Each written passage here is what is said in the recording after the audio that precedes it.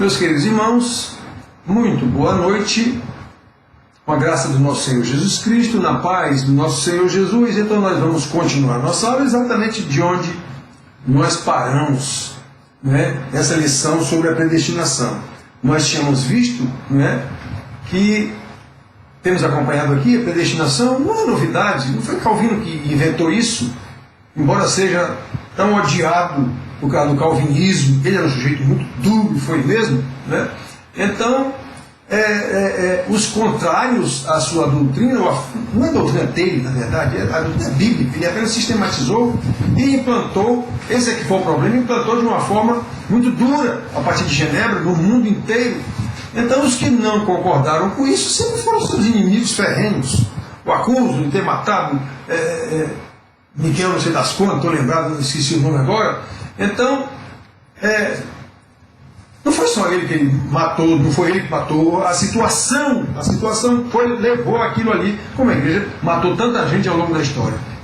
Então, irmãos, não foi Calvino que inventou isso, ele sistematizou um ensino, tem a sua obra muito conhecida, que é As Institutas da Religião, do Calvino, e quem não concorda é inimigo ferrenho. Ele não inventou nada, isso está na Bíblia.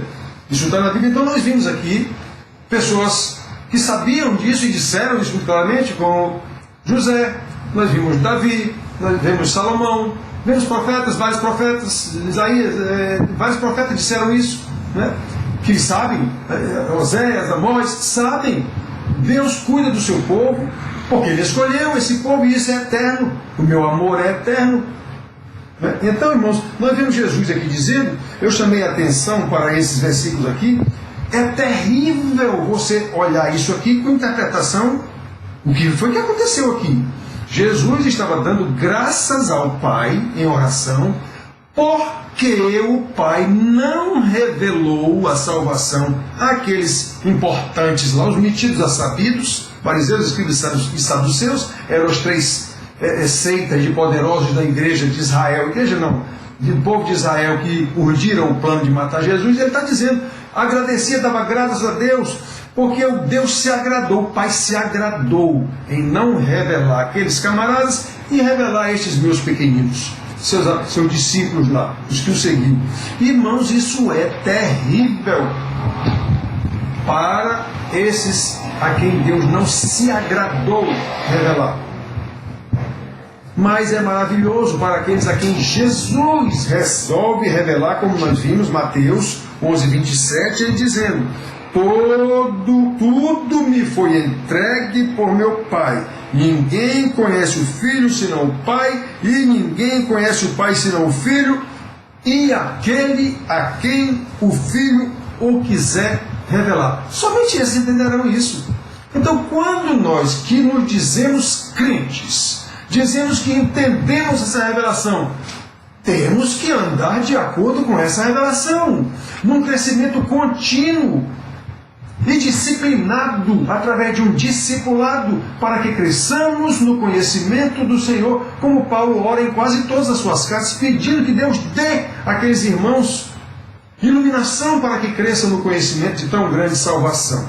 É disso que nós estamos tratando, e essa salvação é predestinada. Nós vimos aqui até agora nesses estudos. Então, olha só, irmãos.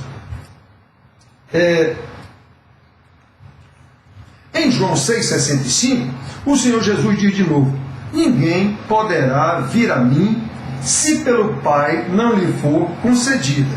Qual é a dificuldade que há de entender isso, irmãos? Qual é a dificuldade que há para entender uma frase dessa de Jesus aqui? A anterior que ele disse, te dou graças, Pai, porque aprove a ti não revelar a esses camaradas aqui e revelar a esse pequenino. Isso foi do teu agrado, não revelar a esses camaradas aqui. Meu Deus do céu. Então, ele diz que aquele a quem ele quiser revelar, esse receberá a revelação. E ninguém receberá essa revelação se não for concedido pelo Pai. Ele diz o tempo todo. Lá no 6,44, ele diz de novo, ninguém pode vir a mim se o Pai que me enviou não o trouxer. E eu o ressuscitarei no último dia. Irmão, não pode ser diferente disso. E não há dificuldade nenhuma em entender um negócio desse. Não há dificuldade nenhuma em entender a soberania de Deus, em entender o seu pacto eterno da graça, que nós vimos na aula passada, na lição passada, em entender que nós vivemos sob essa graça, exclusivamente. Quem não tiver sob essa graça salvadora, para entender essa revelação, ele vive apenas sob a graça que todo mundo tem. Jesus também disse: Deus faz nascer o sol sobre justos e injustos e faz cair a chuva sobre bons, maus e bons. Deus cuida de toda a sua criatura. Quem cuida de Satanás e dos demônios é Deus. Ele não tem vida própria. Nada na existência tem vida própria a parte de Deus. É Ele quem cuida de seus demônios também. Então esse cuidado ele tem com toda a sua criação. Seja o vírus do Covid, seja uma abelha que nos dá o mel maravilhoso. Tudo é dele, né? Então, irmãos, a gente tem que entender agora essa revelação que Jesus está dizendo: eu te louvo, Pai, porque tu não revelaste a esses camaradas poderosos e revelaste a esses pequeninos. Foi do teu agrado predestinar assim. Deus é Deus, eu não tenho que questionar Deus. No momento em que eu questiono Deus, eu estou dando uma demonstração de arrogância, de insubmissão, de falta de conhecimento de quem é o Deus soberano. Simplesmente isso. Tá? Então, irmãos, vamos para frente. Aos apóstolos, já vimos aqui que foi dado desde lá, aos primeiros pais, a José, demonstrou claramente, né? Aos profetas, a Jesus, e Jesus deu aos seus apóstolos. Foi dada essa revelação aos seus apóstolos. Em Atos 4, 27 e 28, logo lá no início da igreja, nós vemos os apóstolos, depois de receber o Espírito Santo, agora já estavam com coragem e com poder. Antes ficaram lá trancados dentro de uma casa, tudo morrendo de medo. Mas quando receberam o poder, não. Ficaram corajosos para enfrentar a morte, sem nenhum problema. Então eles disseram lá, orando lá: porque verdadeiramente se ajuntaram nesta cidade contra o teu santo servo Jesus, estava orando a Deus Pai, ao qual ungiste.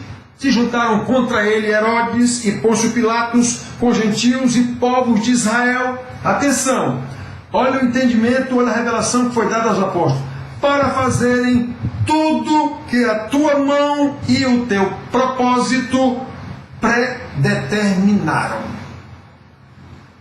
Isso é sinônimo de predestinação aqui. Então os apóstolos sabiam disso, que tudo que aconteceu com Jesus foi para que se cumprisse as Escrituras. Jesus disse isso o tempo todo.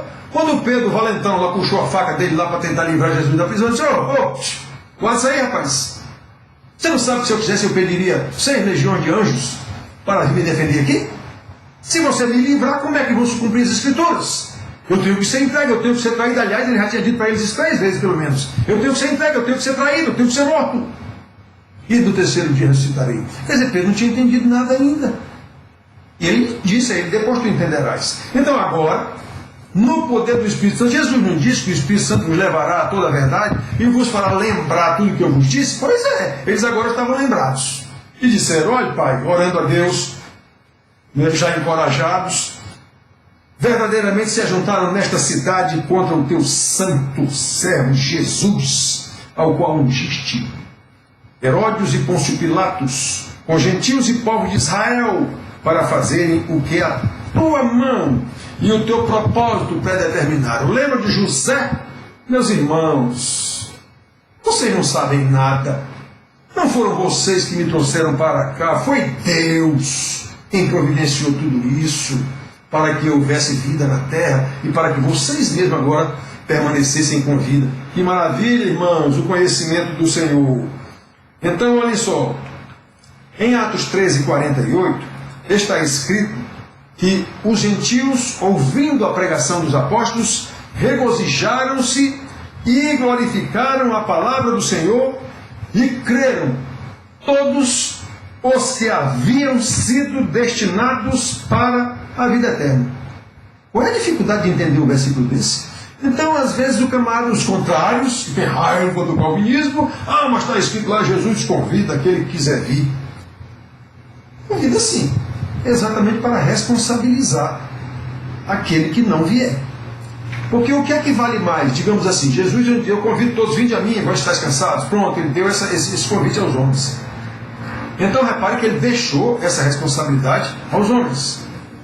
Mas desses que ele deixou a responsabilidade, os que o Pai lhe deu, porque isso é uma decisão eterna, esses virão. Ninguém virá a mim, ele convida, mas ele sabe que ninguém virá a mim se não lhe for concedido pelo Pai. Se o Pai não me der, ele sabe disso. O chamado é para todos. E ele disse isso. Muitos são chamados, poucos são eleitos. Jesus, qual é a dificuldade de entender isso, meus irmãos? Jesus diz, chamar todo mundo é, mas só os eleitos virão. Porque os eleitos, mesmo dentro de uma sepultura, como Lázaro, virá. O chamado do Senhor inclui vida e obediência. Atenção, meus irmãos, o chamado do Senhor inclui vida e obediência. Então vamos para frente aqui. Aqueles que haviam sido destinados para a vida eterna, estes se alegraram e se regozijaram com a pregação de que aquele que foi morto lá numa cruz, era essa a pregação, era o Salvador. Arrependei-vos e crede nele. Era essa a pregação. Muito bem. Então nós vemos lá em Atos 16, 14, um caso bem específico e bem significativo, referente a Lídia. Está escrito que o Senhor lhe abriu o coração para entender as coisas que Paulo dizia. Então, qual é o contexto aqui, irmãos? Paulo, chegando em Filipos, saiu de Troade, lembra? Estava lá em Troade, decidido a ir para outro lugar, e à noite teve um sonho em que lhe apareceu um varão dizendo, passa a Macedônia e ajuda-nos. Ele obedeceu. Ele foi a Macedônia, a primeira cidade foi Filipos. Não é? Filipos era uma espécie de guarnição romana, digamos assim. Era uma cidade quartel, se for o caso. Não era bem assim não, mas ela era assim, a situação dela. Aí, ficava até de Lídia, de Tiatira, aqueles Mirna, aquelas cidades ali. Aí, não ficavam distantes não. Aí, procurou uma sinagoga, não tinha, porque como disse, a cidade era uma cidade romana praticamente ali, uma guarnição romana, funcionava, era uma cidade forte, funcionava mais em função disso. Não tinha uma sinagoga, como ele, todo canto que chegava, ele procurava logo a sinagoga. Até porque a ordem do Senhor Jesus foi pregar primeiro os filhos de Israel. Estão lembrados disso, né? Então eles fizeram isso. Paulo foi pregar primeiro em Jerusalém. O primeiro lugar que ele foi pregar foi em Jerusalém. Expulsaram ele de lá, corre daqui, vai-te embora, depois ele vai te buscar. Nunca foram. Quem foi buscar foi Barnabé. Porque foi mandado para ir para Antioquia e lembrou-se de Paulo e foi buscar Paulo lá na cidade dele. Lá. Muito bem, isso deu uns 10 anos depois da conversão dele. Então, irmãos, referência a Lídia está escrito isso. Que o Senhor lhe abriu o coração para atender as coisas que Paulo dizia. Contexto, essas irmãs eram só mulheres. Não diz nenhum lugar na Bíblia que tinha homem, não. Era só mulheres. Era reunião de mulheres lá na beira de um rio. Detalhe, isso também era normal naquela época. Onde não havia sinagoga, onde não havia templo, as pessoas tanto... Lembra que Israel tinha sido destruído. Estava totalmente, digamos assim, sob o jugo romano. Esteve sob o jugo grego. Então estava numa situação, o povo não tinha. Em alguns lugares tinham sinagoga, outros não. Né? Outros não. Nesse tempo ainda havia o templo em Jerusalém. Então, os que não tinham sinagoga, isso era cultural naquele tempo, normalmente se reuniam ou próximo a rios, ou em uma montanha, alguma coisa assim. Até as sinagogas, quando eles faziam em lugar onde não tinha, ou em lugar onde não era muito bem visto, eles construíam algum prédio, alguma coisa, um lugar de oração na beira de um rio. Isso era normal acontecer isso, ou próximo ao rio. E isso ficava um pouco distante da cidade, não era exatamente um rio que passava na cidade, não, ficava assim um pouco distante, digamos assim. Então Paulo soube que havia umas pessoas lá e foi lá. Eram só mulheres, repito, não tinha homem lá não. No relato da Bíblia não fala de homem, algumas mulheres. Aí diz isso que Deus abriu o coração de Lídia. Por que ele não abriu o coração de todas as que estavam lá? Todas não estavam lá numa chamada reunião de oração?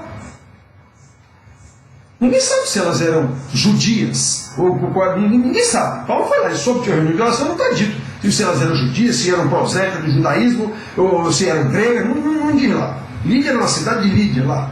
Né? Então, Deus abriu o coração de Lídia. Por que não abriu de todas as mulheres que já estavam lá numa reunião de oração. Porque ele não quis.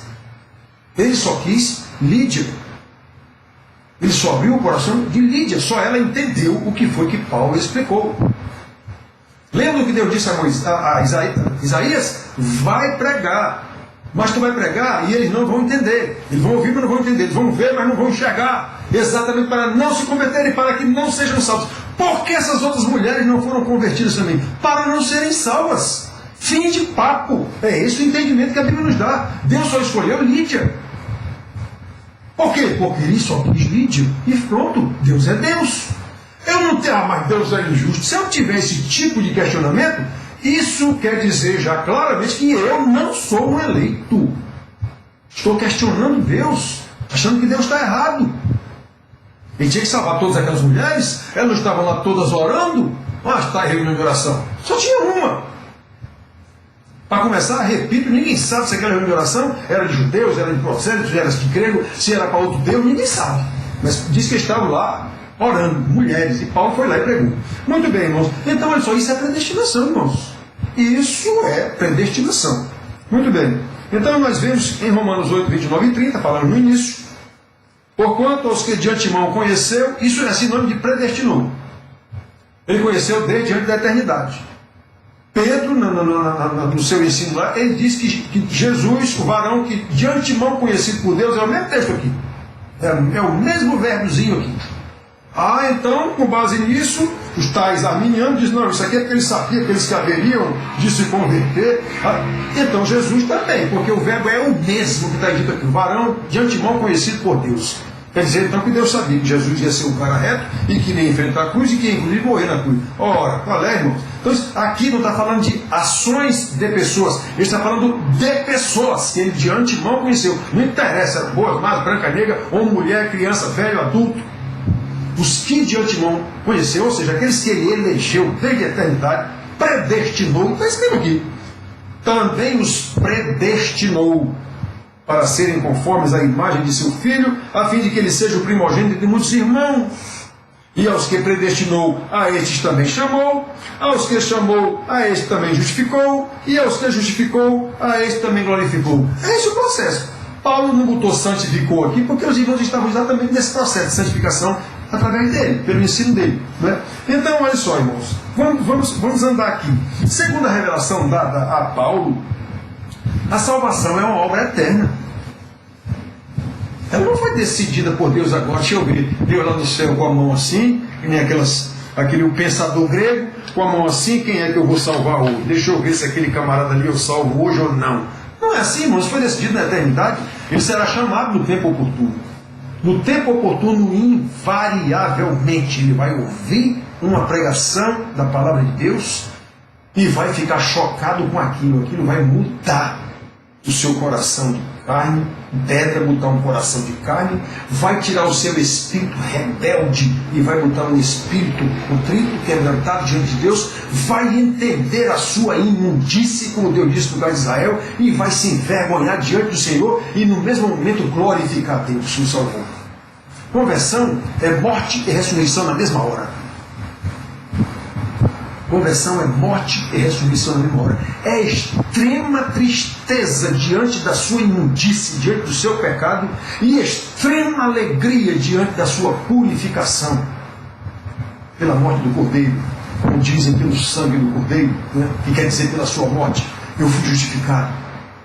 Agora Deus me deu um entendimento, morreu a minha morte.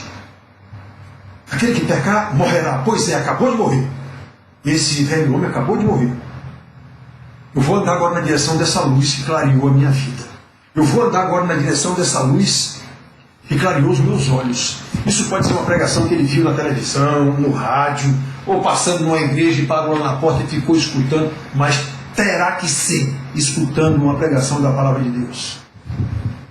Nem que seja escutando através de uma leitura, ele mesmo lendo e aquilo chocou, e ele vai procurar saber o que é aquilo. E é isso aqui que eu li agora. Fui atingido pela espada do Espírito. Então, irmãos, que penetra fundo, é capaz de discernir pensamentos, tudo. Então, irmãos, é assim, Paulo foi revelado a ele, de acordo com o plano soberano de Deus, o beneplácito da sua vontade, que ele diz lá em Efésios, já que ele fala em sua palavra profética, que Deus predestinou aqueles a quem ele predestinou, ele já chamou. Aqueles que de antemão conheceu, ou seja, desde diante da fundação do mundo, ele predestinou, ele já chamou, ele já justificou, ele já glorificou. Todos aqueles que ele predestinou, aqueles que ele conheceu ou elegeu desde antes da fundação do mundo. Paulo está dizendo aqui aos irmãos, até a Nova Jerusalém, já acontecida, ele já glorificou. E nós sabemos que isso ainda não aconteceu. Nós sabemos que até o momento, nem todos os predestinados foram chamados. Tem muita gente que é predestinada e não sabe, nem a gente, e nem foi chamado ainda. Ainda não chegou o dia oportuno de ele ouvir a pregação de Deus e cair de joelhos diante do Senhor. Chegará. Todos os predestinados, a eles chegará esse dia. Não perdi nenhum dos que tu me deste. Ninguém vem a mim se o Pai não me der. Se o Pai não mandar, pois é, não vai faltar um, só o filho da perdição, como ele diz, para que se cumprissem as Escrituras. Então, irmãos, todos vão chegar. Todos. Você vê um camarada perverso, não sei o quê, ou é até um santo dentro da igreja, tido pela gente como santo, filho de um pastor, não sei o quê, e não é crente. Chegará o dia, se ele for eleito, chegará o dia em que ele entenderá o arrependimento, entenderá o que foi que aconteceu com ele, não pelo fato de ele ouvir a vida toda, o pai dele, a mãe dele, o pastor, o pai, não sei quem. Isso não quer dizer absolutamente nada. Isso não quer dizer que alguém é crente. O fato de se criar, eu tenho 3 irmãos pastores, criado por um pai presbítero, que sempre zelou por... Isso não quer dizer que nós éramos salvos quando éramos crianças. Eu sei o dia que eu fui convertido. E foi com uma pregação chamando ao arrependimento com base na igreja de Laodiceia. Que Deus disse, estou a ponto de te vomitar da minha boca. Isso foi comigo. Quando o homem disse aquilo, isso foi comigo. Estava a igreja que chegou lá. Isso foi comigo. É assim, irmãos. Eu já era filho de presbítero, nascido e criado na igreja.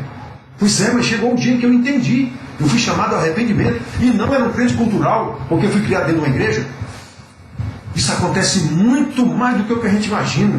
Muito mais do que a gente imagina. Então a gente imagina que um cara que é perverso é um ladrão, safado, um deputado com 52 milhões dentro da sala de uma casa. A gente nem imagina, nem sequer que pode orar por um homem daquele, imaginando que ali não sai nada não. Aquilo não pode. Pode.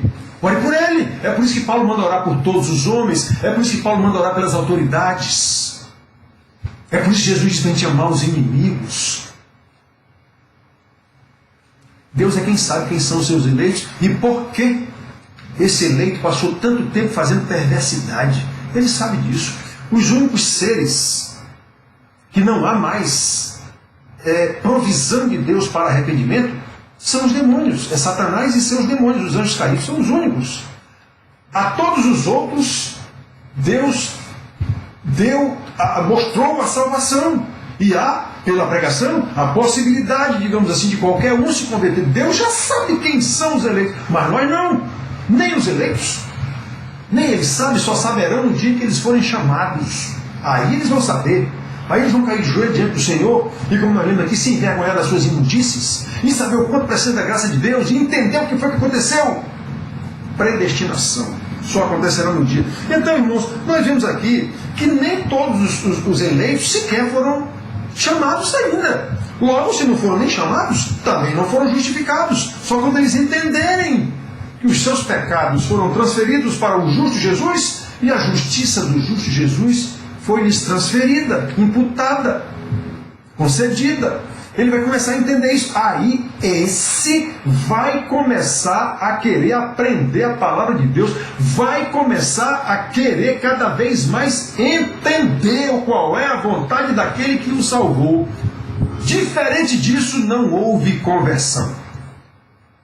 Houve cultura religiosa, houve proselitismo. É isso que as igrejas falam. Todas. Proselitismo.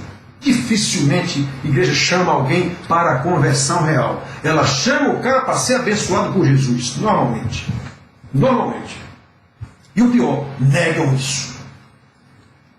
Jesus acusou no tempo dele lá os fariseus, os pastores da época dele. Por que é diferente? Acusou lá, vocês rodeiam mar e terra para fazer um prosélito e depois o tornam 2 vezes pior do que vocês. Pois é, irmãos, acontece a mesma coisinha hoje, do mesmo jeitinho. Né? E pensa que hoje é diferente. É não, irmãos, é não. Como diz Salomão, o que é, já foi. E o que já foi, voltará a ser. Exatamente para que Deus seja glorificado. Não há coisa diferente. Caim não era pior do que um de nós, matou o irmão lá. Hitler não era pior do que eu. Eu não sou melhor que ele. Graça de Deus, irmãos, o plano eterno, do pacto eterno, da graça eterna de Deus, da predestinação de Deus, segundo o seu beneplácito. Quando eu sou atingido por isso, eu sei disso, aí vou andar e tentar crescer, me esforçar ao máximo, com diligência, como a palavra fala o tempo todo, para crescer nesse conhecimento, e não em papo furado de igreja, na grande maioria das vezes. É só a gente se reunir domingo aqui e louvar detalhe. O pessoal pensa que é sinônimo de cantar. Aí fica todo mundo cantando aqui, está todo mundo aqui maravilha, estamos louvando a Deus. Sequer chega no horário, porque ele mesmo chama de culto. Culto a Deus. Sequer tem a preocupação. Olhe o prestígio, olhe o valor que tem esse Deus, olhe o valor que tem esse culto das igrejas. Sequer a pessoa tem a preocupação de chegar no horário. Isso não vale nada. É simplesmente um rito religioso, cultural, familiar às vezes. Paulo diz que aqueles que foram predestinados, os eleitos foram predestinados, foram chamados, foram justificados, foram glorificados. O homem está dizendo que já foram até glorificados. E nós sabemos que só Jesus está no céu com esse corpo velho aqui, que há de morrer e ressuscitar, ou ser trasladado por Jesus. Somente Ele está lá. Só Ele. Paulo está dizendo que tudo isso já aconteceu na eternidade. Não é? A salvação é apresentada pelo apóstolo aqui como completa. Por isso que ele ensina que a gente deve viver de acordo com o que Jesus ensinou a ele. Ele está dizendo, eu não aprendi isso com o homem, não. Eu não aprendi isso com o homem, não. Eu aprendi foi com o Senhor Jesus. E Deus diz claramente a Pedro, quando ele diz, tu és o Cristo, Filho de Deus, ele diz, bem-aventurado és Simão Barjonas, porque não foi o carne ou o sangue quem tu revelou. Ou seja, não foi com teu pai, com tua mãe, que tu aprendeste isso não. Embora tu seja um judeu. Foi o Senhor quem te revelou isso. Foi Deus. Pois é, irmãos. Como Jesus diz a Nicodemo, doutor, você sabe de tanta coisa, mas você tem que aprender tudo de novo. Você tem que nascer de novo. Tem que começar desde menininho de novo no Espírito, se de fato acha que tem alguma coisa comigo. E seu conhecimento aí não serve de nada. Como Paulo chega a dizer, eu lancei fora, considero refúgio, esterco, todo o conhecimento que eu tinha. Isso quer dizer que ele se esqueceu do que ele sabia intelectualmente? Não, ele está dizendo que aquilo que ele acreditava que era a sua salvação não é. Aquilo não serve para nada. Você já pensa que o conhecimento que eu tenho agora para saber quem é o Messias chegou, é esse o entendimento da coisa. Ele não virou analfabeto, não. Como às vezes as pessoas pensam, Paulo jogou fora o entendimento. Oh, meu Deus do céu. Ele jogou fora, ele está querendo dizer ali que aquele conhecimento da lei que ele tinha e era um zeloso da lei, não era salvação, não serve para nada para salvação. É só isso que ele está dizendo, a salvação é a fé, agora é aqui, é o conhecimento do Senhor Jesus. É isso como está dizendo lá. Muito bem. Então, irmãos, Paulo está aqui dizendo que essas coisas já aconteceram na eternidade. Já aconteceram na eternidade. Por outro lado, irmãos, já aconteceu tudo isso na eternidade. Por outro lado, na revelação dada ao apóstolo João, lá no Apocalipse 13:8, então repare, Paulo está dizendo aos eleitos, aqueles que foram, Deus conheceu de antemão, ou seja, desde a eternidade, desde antes da criação do mundo, Ele predestinou, Ele chamou, Ele justificou, Ele glorificou. Por outro lado, João está revelando aqui, no Apocalipse, na revelação não compreendida ainda, no capítulo 13, versículo 8, que sobre os adoradores da besta, ou seja, aqueles que não foram predestinados, que não foram chamados, que não foram justificados, está escrito que são aqueles, os adoradores da besta, cujos nomes não foram escritos no livro da vida do Cordeiro que foi morto desde a fundação do mundo. Aqui a discussão de teólogos sobre a posição dessa vírgula. É o que? Não foram escritos no livro da vida do Cordeiro, vírgula, que foi morto desde antes da fundação do mundo. Ou a vírgula é no lugar que está aí mesmo. No livro da vida do Cordeiro que foi morto desde a fundação do mundo. Tanto faz, irmão. Nesse caso aqui, tanto faz a vírgula estar antes ou depois, está dizendo a mesma coisa. Está dizendo que esses camaradas que não foram predestinados para a salvação, que não foram chamados, que não foram justificados e que não foram glorificados pelo Paulo está dando como já acontecido. Pois muito bem, aqui no já acontecido no Apocalipse, João está dizendo do outro lado, que os que não estão naquele time lá de Paulo, que ele falou, os seus nomes não foram escritos no livro da vida desde a fundação do mundo. Ou seja, eles não foram predestinados para a salvação. O que é a mesma coisa que dizer que eles foram predestinados para a condenação. Não tem como evitar isso. Quem não está vivo está morto. Não tem, na salvação, na Bíblia, não tem meio termo, tem purgatório. Isso é a invenção da Igreja Católica. Ou você tem vida em Cristo, ou você tem a morte fora de Cristo. Ou você está em Cristo, ou está sem Cristo. Ou você é salvo, ou é condenado. Ou é predestinado para a salvação da glória de Deus, ou é predestinado para o inferno. Não tem jeito, não. Não tem outra situação. Não é? Paulo diz claramente que Deus fez uns vasos para a honra, outros vasos para a desonra. Foi ele que fez. E quem é o vaso para a desonra que vai dizer, por que me fizeste assim? Você não é assim porque quer? Jesus nos chamou? Não é o chamar? Então não se queixe. Eu não sei por que essas pessoas que não são convertidas se queixam que Deus é injusto. Mas não foi feito o chamado e você não aceitou porque não quis? Então como é que Deus é injusto? E ele manda para o inferno? Não é interessante? Para você ver a arrogância do ser humano. É que Deus é esse que salva uns e outros não. E por que você não quis salvar então? Por que Deus é injusto? Não foi feito convite? Brincadeira, irmãos, né? Então, olha só. O seu nome não foi escrito no livro da vida desde a fundação do mundo.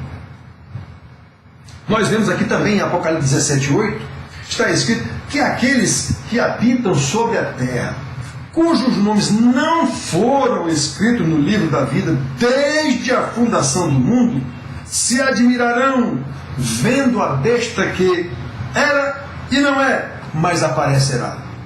Então os adoradores da besta verão essas coisas no final do tempo e se admirarão. Seus nomes não foram escritos no livro da vida desde a fundação do mundo. Então Paulo mostra lá os eleitos, que ele chama de predestinados, que tiveram seus livros, seu nome no livro da vida, lá foram chamados, justificados, glorificados, esses estão no céu. Ele dá como tudo já realizado, tudo já acontecido. E João, pela revelação do Senhor Jesus, aqui está dizendo que os que seguirem a besta não tiveram seus livros escritos no livro da vida. Aqueles que Paulo cita lá tiveram o nome escrito no livro da vida. Jesus vai abrir o livro da vida lá no último dia. Esses que não tiveram seus nomes escritos, não tiveram seu nome escrito desde a fundação do mundo lá. Do mesmo jeito. Irmãos, Deus é eterno. Se a gente tentasse, não dá para entender a eternidade não. Mas se a gente tentasse entender o que é eterno, nós conhecemos o tempo, dia, minuto, hora, ano, mês. Então nós sabemos o que é para frente, não conseguimos ir muito longe. Mas sabemos o que é para frente, o futuro, temos ideia do que é o futuro. Né? O que nós temos de previsão aí, Covid, vai durar ainda o ano todo que vem. Isso é tudo previsão. A economia vai melhorar ou vai piorar, isso é tudo previsão, não é adivinhação, nem tentativa de adivinhação. É previsão com base no conhecimento científico que a gente tem. Então, e que dá muita coisa errada. Né? A ciência é uma beleza. Não tem certeza de nada. Mas jura que tem certeza de tudo. Então, olha só, isso faz parte do pecado. Então, irmãos, olha só. Nós temos noção de futuro. Mas noção. Rasa noção de futuro. O que é futuro? Eu já disse para vocês aqui. A nossa vida, o nosso presente, nada mais é do que uma linha muito tênue, muito fina entre o passado e o futuro. Porque o presente a todo momento deixou de ser passado e a todo momento está entrando no futuro. Ou seja, o presente praticamente não existe, digamos assim. Ele é o tempo todo transformado de passado em futuro, de passado em futuro, o tempo todo. Né? Aí, olha só. Esses que não tiveram seu livro escrito, seu nome escrito desde a eternidade, não adorarão o Senhor. A esses, o profeta Isaías, Deus me mandou para pregar eles. Detalhe, era o povo de Deus. Ele não mandou Isaías ir pregar para o Egito, não. Ele não mandou Isaías ir pregar para a Síria, para a Babilônia, para quem quer que seja. Ele mandou ir pregar para os israelitas, para os hebreus, para Israel. Vá lá pregar. A sua pregação vai endurecer o coração deles, exatamente para não se arrependerem e não serem salvos. Foi ao próprio Isaías que ele disse: deixarei apenas 1/10, e depois ainda vou balançar essa videira. Só ficarão os frutozinhos verdes lá de cima, o resto vai ou cortar no tronco o pé de Líbano, cedro, e depois nasce o renovo. Foi Deus quem disse isso, irmãos, e isso está tudo embutido no pacto da graça, na predestinação, está tudo. A justiça de Deus, a sua graça, a sua misericórdia, a sua compaixão, a sua ira, está tudo embutido. O problema é que a gente que eu digo, os tais sacerdotes, como os lá do Velho Testamento também, curam a ferida apenas superficialmente, dizendo paz, paz, onde não há paz. Muito bem, vamos para frente aqui, irmãos. Então, olha, ou seja, entre todos os pecadores condenados, lembram, lá em Adão todos foram condenados. Toda a criação, toda a terra é maldita por tua causa, Adão. Sabe quem amaldiçoou? Deus. Quem é que vai desamaldiçoar? Somente Deus. Não é o diabo que amaldiçoa ninguém, não. A maldição é o resultado da desobediência, pura e simplesmente isso, o resultado da desobediência. Pura e simplesmente isso. Desobedeceu, está imediatamente debaixo de maldição. Entende essa maldição como a punição de Deus de alguma forma. Mesmo quem é crente, mesmo quem é salvo. Davi não foi o eleito de Deus para ser o pastor de Israel e o exemplo de rei de Israel? Olha o que aconteceu com ele. Deus mesmo disse: a espada jamais se afastará da tua casa. O que tu fizeste em escondido com a mulher do teu servo Urias, o teu filho fará com as tuas mulheres à luz do dia. E aconteceu tudo isso. Davi, o grande rei, o homem segundo o coração de Deus, que os pastores enchem a boca para dizer isso, dando glória para Davi. A espada jamais se afastará da tua casa. Davi, o irmão Amnon estuprou a irmã Tamar. O irmão Absalão matou o irmão Amnon. Fugiu do pai. Depois, Joabe urdiu um plano lá para trazer Absalão de volta, trouxe de volta Absalão. Absalão usurpou o trono do pai. Detalhe, o pai sabia, frouxo. Ele sabia que o filho Absalão estava urdindo um plano contra ele. Frouxo, não teve coragem de repreender e disciplinar o filho, pois fugiu com medo dessa história toda que a gente conhece. Aí o próprio Joabe, seu general, encheu de flecha Absalão lá. E ele lá vem chorando: ai, meu filho, mataram meu filho. Foi repreendido pelo general Joabe. Como se diz aqui na Paraíba: seja homem, rapaz. Agora nós estávamos lutando pelo reino, você vem agora chorar pelo cara que estava perseguindo e querendo me matar? Pois é, o grande Davi, você vê todas essas fraquezas, digamos assim, falta de caráter até do homem segundo o coração de Deus. Graça de Deus, irmãos, aqueles a quem ele predestinou, ele vai levar, como aconteceu em Israel. Os que eu predestinei, eu vou levar. O remanescente fiel permanecerá. Os 10%, ou menos de 1/10, ele diz a Isaías, ele diz em Amós, em Oséias, menos de 1/10. Onde tiver 100 ficarão 10, onde tiver 10 ficará 1. Isso é 10%. Muito bem, irmãos, então Deus aplica a sua justiça, os predestinados, porque eu escolhi vocês, eu os castigarei. Ele diz isso, exatamente porque eu escolhi vocês, eu os castigarei. Então nós precisamos saber dessas coisas, irmãos. Isso não é dito em igreja, mas não é dito mesmo. Não é dito mesmo. Então, da maneira como nós conhecemos o nosso Deus, nós transferimos para a nossa casa. Os pais não têm autoridade sobre os filhos, não têm moral sobre os filhos não respeitam o pai, não temem o pai de maneira nenhuma a ponto de desacatar o pai na frente de visitas. Irmãos crentes da igreja, o filho desacatar o pai na frente do pastor, desrespeitar o pai na frente do pastor. Quantas vezes eu já vi isso na nossa igreja? Então é assim, por quê? Porque o conceito que ele tem de pai, com o pai eterno, é o pai, Papai Noel, que me dá tudo, que me abençoa tudo. Eu continuo em pecado deliberado, acusado pelo pastor, todo domingo, toda aula. Mas Deus me abençoa. Foi assim que eu aprendi, foi assim que eu fui chamado para vir para a igreja, é assim que eu sou crente. Pois é, irmãos, a predestinação nos ensina diferente. A predestinação, os predestinados, a quem ele predestinou, ele chamou, a quem ele chamou, ele justificou, e a quem ele justificou, glorificou. Paulo pulou aqui um aspecto que é entre a justificação e a glorificação, tem a santificação. Sem santidade ninguém verá a Deus. Né? Mas como ele estava tratando exatamente da santificação, os irmãos, ele pulou essa parte. Né? Mas os seus ensinamentos é o tempo inteiro no sentido de que os irmãos cresçam no conhecimento de Deus e nas boas obras, o que implica crescer em santidade de vida. Então, irmãos, olha só. Os que foram eleitos por Deus para a salvação, os predestinados, esses têm seu nome escrito no livro da vida, desde a fundação do mundo. No caso, Paulo diz desde antes da fundação do mundo, ele diz lá em Efésios. Então, já os demais, ou seja, os pecadores, condenados também, todos são condenados em princípio. Lembra do João 3,16? Deus amou o mundo de tal maneira que deu o seu Filho, isso quer dizer, crucificou o seu Filho, para que todo aquele que nele crê não pereça. Todos, antes desse sacrifício de Cristo, todos em princípio, estavam na condição de perecimento, desde Adão.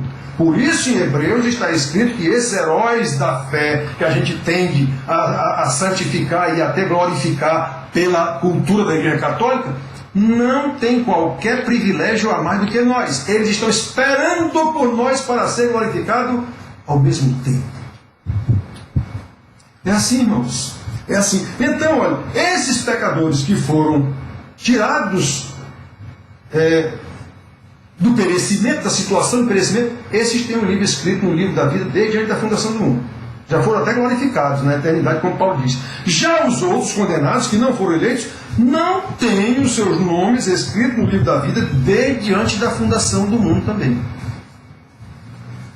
Jesus está dizendo isso na revelação a João, só que nós não sabemos quem é. Pelos frutos sereis conhecidos, como Jesus disse, e a gente tem condição de perceber agora, essa pessoa não é crente, mas acontece que o Deus da glória e o Deus do poder pode transformá-lo. Então o que é que eu tenho que fazer? Orar por ele e dar bom testemunho. Eu não posso sair com um papo furado de igreja para o camarada e a minha vida é uma vida toda desmantelada que ele conhece. Aí é complicado. Aí é complicado. Aí como Jesus diz aos fariseus, vocês rodeiam mar e terra para fazer um prosélito, aí depois eu transformo 2 vezes pior do que vós. O camarada, a igreja faz meio de coisa para fazer prosélito, é essa a verdade, fazer prosélito. Aí depois que ele na igreja, o que foi que ele fez? Ele deixou de fumar na frente dos irmãos, ele deixou de beber na frente dos irmãos, ele deixou de ser mulherengo ou o que for na frente dos irmãos, mas ele às vezes continua com essa vida escondida, digamos assim. Ou se não for escondido, ele até deixou alguns hábitos e tal, mas aquilo ali não resolve, não existe mais ou menos salvo. Não existe mais ou menos salvo. Eu lembro que Daniel, da nossa igreja, um rapaz lá da nossa igreja, Daniel de Rosa, contou lá uma vez no estudo, pastor, o camarada estava lá, tinha um muro que separa o céu do inferno, tinha lá um muro, um camarada lá em cima do muro, sem se decidir para que lado ele pulava, e do lado daqui do inferno, o pessoal nem ligava para ele. E do lado do céu, os anjos lá, olha, venha, aceite Jesus morreu por você, pule para o lado daqui, venha, aquela história, dê uma chance para Jesus, vem-se embora, pule. E o outro lado do inferno, o pessoal nem ligava lá, palitando o dente lá. Aí, o cara percebeu essa diferença, estou. O pessoal do lado do céu aqui fazendo tudo para pular pro lado deles, e vocês aí não fazem nada? Aí diz que o diabo olhou para ele e disse: o muro é nosso. Ou seja, o que está em cima do muro já está do lado do inferno. Não existe mais ou menos crente. Não existe mudei o crachá. Eu era católico romano, eu era um bandista, eu era espírita, aí um encontro de casais com Cristo, uma festa, invariavelmente uma festa. Aí numa festa lá me convenceram a ser crente. Pronto, eu agora sou crente. Sabe qual é a possibilidade de alguém ser convertido numa festa? Nenhuma. Conversão é morte e ressurreição ao mesmo tempo. Conversão é confrontação do pecador com os seus pecados, como Deus sempre fez com Israel, com Jesus sempre fez com quem ele converteu. É confrontação com o seu pecado imediato. Não é me convencer a ser uma boa pessoa, não. O Evangelho não tem por função transformar más pessoas em boas pessoas. O Evangelho tem por objetivo, não me envergonho do Evangelho, porque é o poder de Deus para a salvação de todo aquele que nele crê. Primeiro os judeus, depois os gregos, os gentios. Então, irmãos, o Evangelho não tem a função de transformar mau elemento em bom elemento. Não tem a função de transformar mau caráter em bom caráter. Não tem a função de transformar mau marido em bom marido, má esposa em boa esposa, filhos desobedientes em filhos obedientes. Não é essa a função. A função do Evangelho é salvar pecadores. Aquele que for salvo será invariavelmente confrontado com os seus pecados, se envergonhará deles. Lembra de Paulo dizendo aos Romanos? O que é que vocês lucraram, digamos assim, com a vida anterior de vocês, a não ser a vergonha? Paulo diz isso aos Romanos também, que nem Deus disse a Israel. Ah, não, pois é, ele vai se envergonhar dos seus maus caminhos e vai lutar para andar agora nesses bons caminhos que na verdade não são nada fáceis de andar. Uma porta estreita para entrar e é um caminho apertado para trilhar. Foi o Senhor Jesus quem prometeu isso. Então, totalmente diferente do ensino das igrejas. Então, irmãos, a gente tem que tomar muito cuidado e perceber o que é. Olhem só, aquele que não teve o nome escrito no livro da vida, ele não teve esse nome desde a eternidade. Mas eu não sei, então eu vou lutar, pregar, orar e dar bom testemunho. Agora, que eu tenho condição de saber quem não é crente, tem. Se ele ainda vai ser salvo pela glória de Deus, pela graça de Deus, se ele é um predestinado ou é outra história. Mas que eu sei que a vida dele atual, ele não é crente, eu sei. Jesus disse que dá para a gente saber. Não lanceis pérolas aos porcos. Então eu sei quem é porco. Não deis o que é santo aos cães. Então eu sei quem é cão. Paulo diz que os falsos pastores lá de Filipos, ele chama de cães, os que estavam ensinando errado na igreja. Então pronto. Nós temos como saber. Nós temos como saber. Deus pode usar de misericórdia e salvar uma pessoa dessa? Pode. Mas não há promessa na Bíblia de que ele fará isso. Muito pelo contrário. O que está dizendo é que aquilo que o homem semear, isso mesmo colherá. Está dizendo que o pecador morrerá assim como viveu. Está dizendo é que o pecador continue chafurdando na sua imundície e o santo continue se santificando. É isso que está escrito. Então, irmãos, essas promessas de um Deus que vai...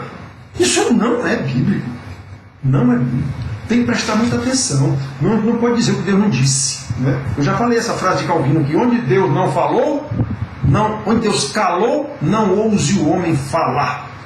Então, eu já disse também para vocês, o que Deus não nos revelou não nos pertence. Como está escrito lá em Deuteronômio 29, se eu não me engano. As coisas secretas pertencem a Deus, as reveladas pertencem a nós e aos nossos filhos. Muito bem. Então, o que Ele não nos revelou, não me compete querer saber. No dia certo de revelar, ele vai revelar. Como ele disse a Pedro, um dia tu saberás. Né? O Espírito Santo nos levará ao conhecimento. Muito bem, então, o dia que for para eu saber alguma coisa, eu vou saber. Não adianta que eu estar sabendo o que não foi explicado direito na Bíblia. Muito bem. Porém, o que foi explicado, eu também não tenho o direito de não saber. Se eu sou uma pessoa intelectualmente formada, se eu sou uma pessoa capacitada a entender, eu não posso ficar sem ele. Se eu fui salvo, eu não posso ficar sem estudar, sem adquirir o conhecimento que Deus me deu a conhecer, a revelação. Percebe como os dois lados do livro, quem foi escrito, quem não foi escrito? Quem não foi escrito não vai aprender, meu amigo. Ele pode estar em igreja, ele pode ser filho de pastor, neto de pastor, o que for. Ele pode aprender intelectualmente, ele pode até viver como um crente, que meus fariseus aparentavam. Mas não é. Não é, Deus sabe o coração. E os frutos dele aparecerão. Detalhe, os frutos aparecerão. Jesus não disse, deixa crescer o trigo e o joio junto, deixa crescer, eles são muito parecidos. O que é que vai mostrar que eles são diferentes? O fruto. Detalhe, naquela parábola Jesus em nenhum momento disse que o trigo vira joio, nem que o joio vira trigo. Ele apenas diz que eles vão demonstrar quem são. Os frutos vão demonstrar quem eles são. Ele só vai mostrar isso.